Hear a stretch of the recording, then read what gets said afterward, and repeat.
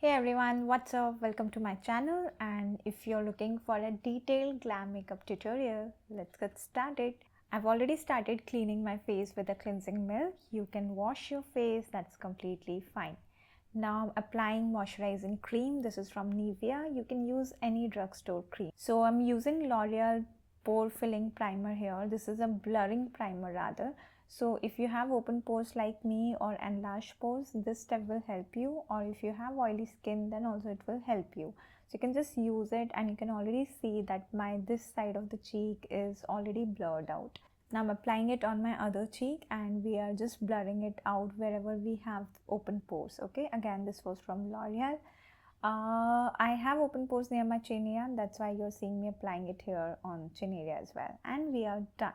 Now generally what I do is, for a full-fledged glam makeup, I would go for an orange color corrector, then a neutralizing shade, but today I'm applying a different technique.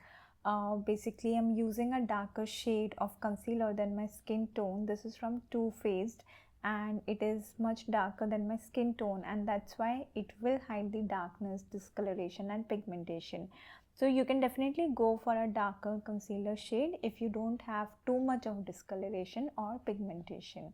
Now I'm using a very small sponge here to blend it out, and I think it really makes a difference. It's a very small thing, but then it makes a lot of difference when you're blending near your eye area, forehead and chin. I think it's much more suitable than having the big sponge which we use for foundation.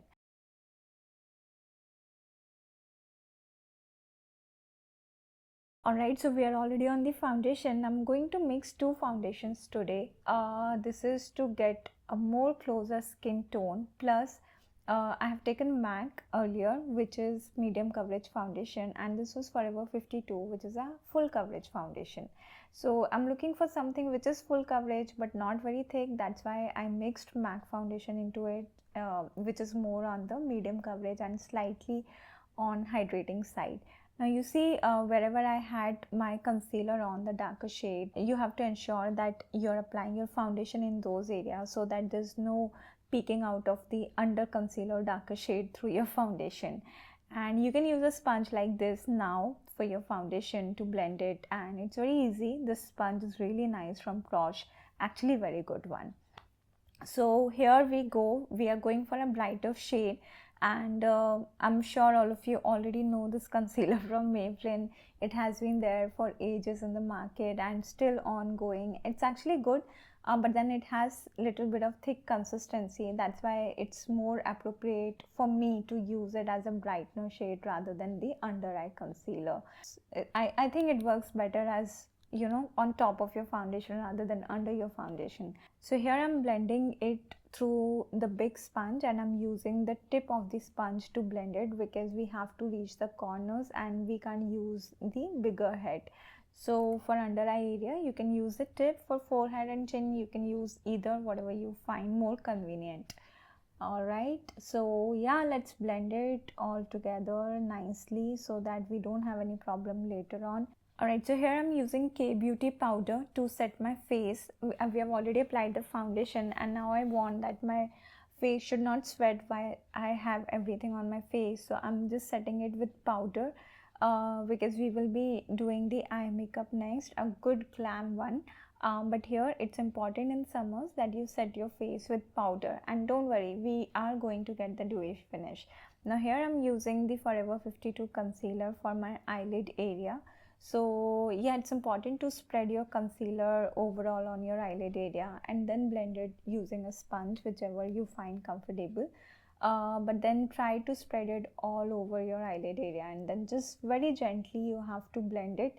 Don't push too much of pressure on your lid area because the concealer can move and you don't want that. So you have to be soft and gentle here when you're kind of pushing your concealer on your eye area, like you can see here. All right, so now we are going with the powder to set our eyes, and also we are applying a gel eyeliner pencil here. This is from Recode.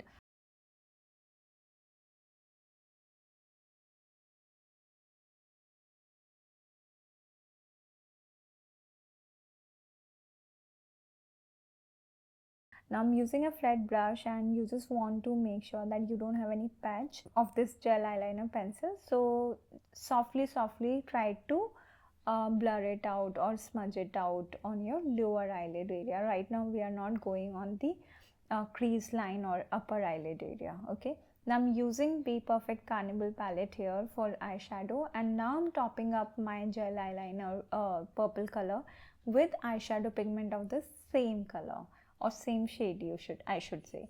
Okay, so yeah, I'm kind of topping it up right now. So you have to make it more intense. You have to choose the intensity, how much intense you want. Right now today I'm going for full glam eye makeup, so I have really kept it on the stronger side. So we're just going to repeat the same thing on this other eye, but we will also be applying a shimmer shade on both the eyes.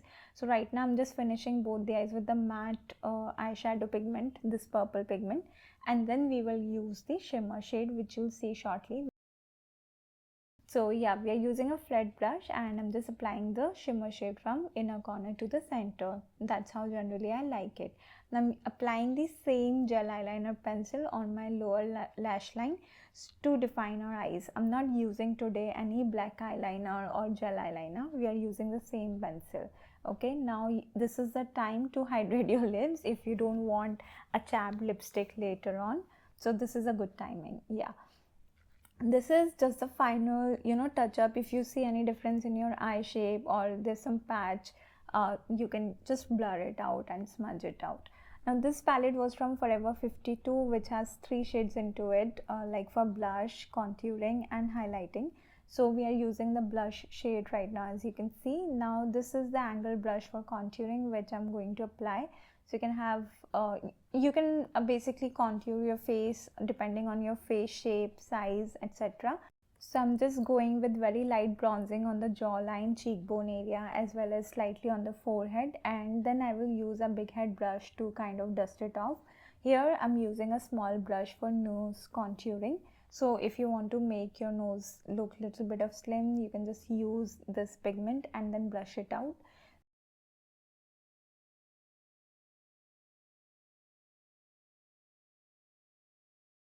But yeah, whenever you're doing nose contouring, you can use a fluffy brush like this to kind of soften those harsh lines or to soften your nose look.